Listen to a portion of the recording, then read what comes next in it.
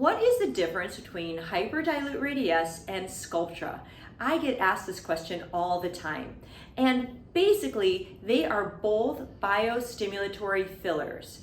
So we can put these medications into different areas of your skin and you will make collagen where we put them. So how do you choose which one you want to do? Well, it depends on the location. So Sculptra we use most of the time in the temples, side of the face, down the cheeks, in the hollows down here. And what it does gradually is it helps pull everything back.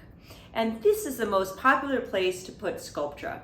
Hyperdilute RADIESSE is a little bit better in areas such as the neck and the chest and the arms, just because of the way that it is mixed and the type of material that it is. So Hyperdilute RADIESSE is made out of calcium hydroxylapatite, which is something that we have in our system already. So I've never seen an allergy to it. Sculptra is made of poly-L-lactic acid, also never seen an allergy to it, but it's just a different type of ingredient that you may not have had any kind of exposure to before. So they're just really subtle differences. Really, it depends on your goals. It depends on the location of where we're going to put it.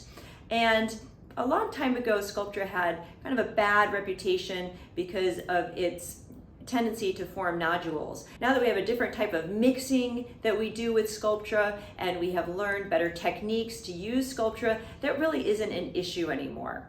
So really, it just depends on, like I said, your goals. I would talk to your provider about which one they think is best for you and what you feel most comfortable with. So Hyperdilute RADIESSE versus Sculptra, they're both gonna make you make collagen, and I've used them both. I love them both.